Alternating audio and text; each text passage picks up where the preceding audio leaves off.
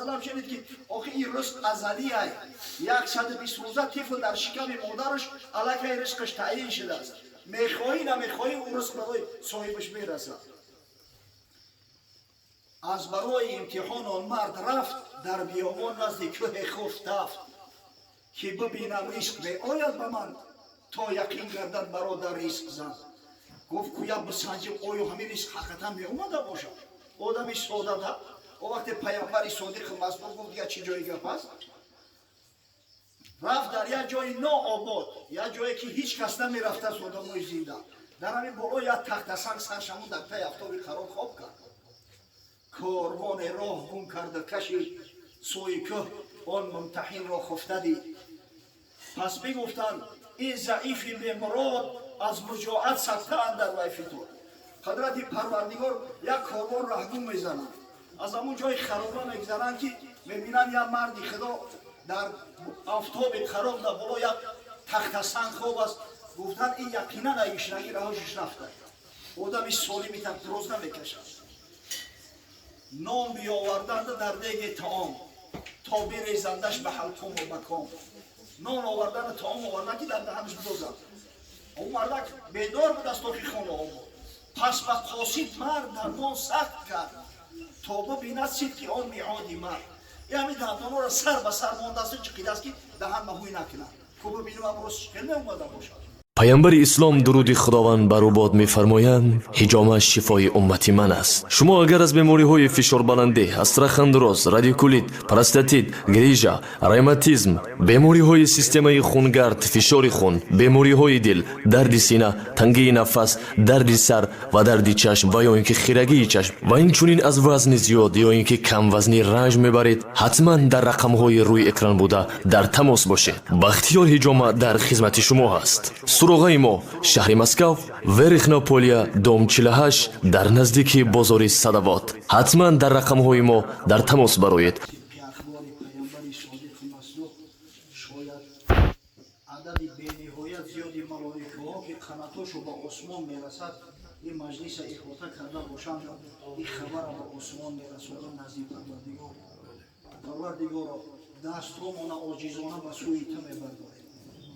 به سوی ذاتی که حبیبش محمد صلی الله علیه و سلم وصفش کرده است. این ربکم تبارک و تعالی حی کریم یستحی من عبده اذا رفع یدیه الیه ان یردهما صفرا. بیشک پروردگار بزرگ شما ای بندگان الله بخشنده و مهربان است و این خدای بزرگ وقتی بنده به امید و آرزو دست امید به سوی درگاهش میبردارد شر میدارد که او دستار خالی و صفر بردارد. پروردگار عاجزانه دعا میکنه این مجلس خیر مبارک گردد، اجر و پاداش در نامه اعمالی صاحب مجلس مهمانای شرکت کنندش نوشته گردد. پروردگار ثواب و ثمره آیات تلاوت شده کلام بزرگت الحمدلله امر به معروف و نهی از منکر که این مجلس خیر خالی از آن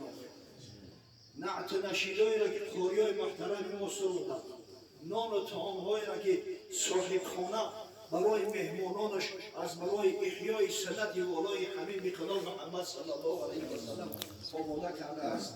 نشستن برادران مسلمان را که ساعتهای طولانی شد با صبر و تحمل نشسته و گوش به امر به معروف و نهی از منکر میدهند، اولا به درگاه بی‌نیازت قبول فرما، بعدم برسان به ارواح جمیع پیغمبران خاصتا به روح رسول الله صلی الله علیه و سلم.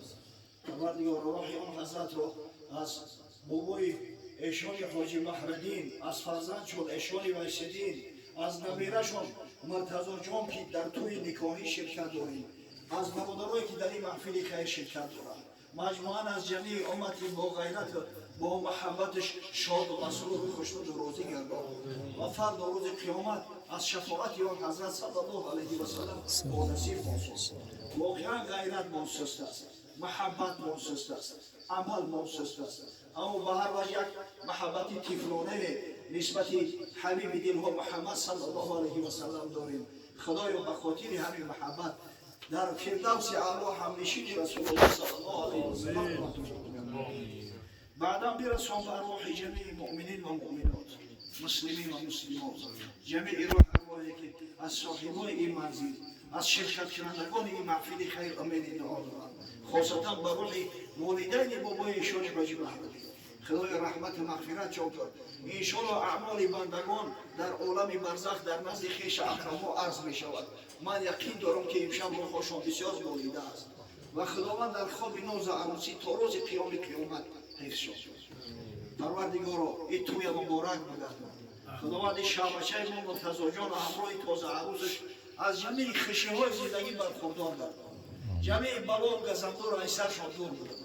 خداوند و بینشان الفت و مودت و محبت برقرار ساز محبت واقعی محبتی که بعد محبت خدا و پیغمبر بسیار قوی و استوار باشد و حق و حقوق همدیگر را آنچنانی که شریعت غرای محمدی تاکید نموده است رعایت نماید پروردگارا توی‌هایی را که به سنت دستور حبیبت محمد صلی الله علیه و سلم برگزار می‌گردد مثل محفل امشب ما سبب زیاد شدن فرزندان حلالزاده و جامعه است سبب ریشه‌کن شدن فسق و فساد و حرام و زنا در جامعه قرار می‌گیرد خداوند برادرایی را که در این محفل شرکت دارند به همه روزهای سعادت و خوشبختی روزی توی نکاحی فرزندا و نبیره و شاید بعضی‌ها را ابروهاشان برساند پروردگار امید به رحمت شفقتی تو داریم همین جوانمردی و خیر احسانی را که ایشانی و ایشدین کردن برای اونیا درس عبرت قرار ده که واقعا روزی دهنده تو هستی الشیطان یعیدکم الفقر و یأمرکم بالفحشاء او شیطان ملعون است که از فقر از تنگدستی میترسونه آدم که ای بچه یک خراجات نکن که اخیرش چی میشود قسم به الله اگر هر مقداری که خراجات شود در راه الله باشد این هیچ وقت این خراجات اسراف حساب نمیخورد نزد پروردگار قدر و قیمت دارد خداوند و غیرت حمد منبته که همیشه رزق روزی را از تو بدانه و ما من دابت فی الارض الا علی الله رزقها در روی زمین هیچ حیوان جنبنده ای نیست که رزق روزیش خدا مهیا نکند مگر پروردگار بزرگ رزق روزی بنده مؤمن شه مهیا نمیکند حضرت مولوی خدا رحمت و مغفرتش کنند میگه اون یک زاهد شنید از مصطفی که یقین آید به جان رزق از خدا گر بخواهی ور نخواهی رزق تو سوی تو آید دوان از عشق تو همون کسایی که از محفل عقیقه میترسند از محفل ولیمه میترسند خوب گوش کنید مرد میگه از رسول خدا صلی الله علیه و سلم شنید که آخه این رزق ازلی است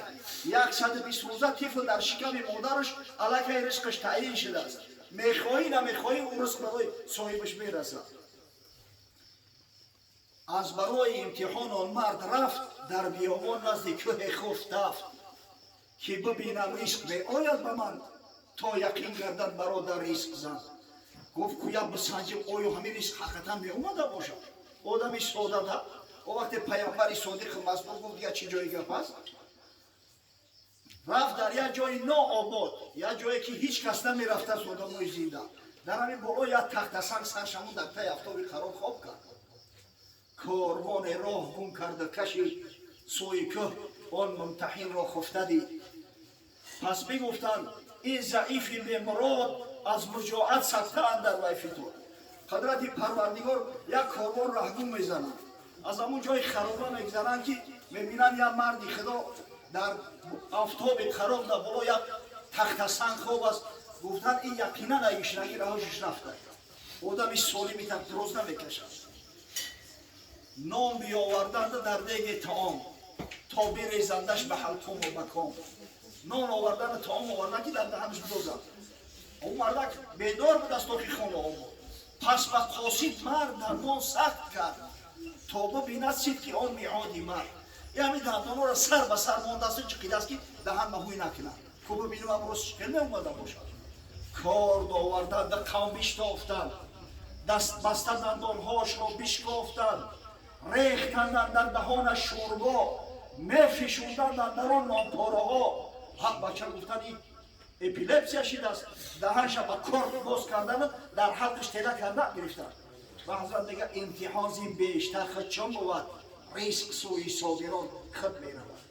خداوند و غیرت همت منبته که رزق از جانب تو بدانیم و در راه شریعت غرای حبیب محمد صلی الله علیه و سلم هر خراجات میکنیم اسراف نشماریم پروردگار فیض و برکات و خیرات و حسنات خیش را در این منزل، در این محفل، در این محله و دیار نازل فرما. پروردگار مسلمان زیستن، مسلمان بودن، فردا روز قیامت در زمره حمار حبیبت محمد صلی الله علیه و سلم محشور گشتن برام نصیب روزی گردان. آمین. ربنا آتینا فی الدنیا حسنه و فی الاخرة حسنه و قنا عذاب النار. آمین. یا رب. حاجی گفتم خدا حفظت کنه.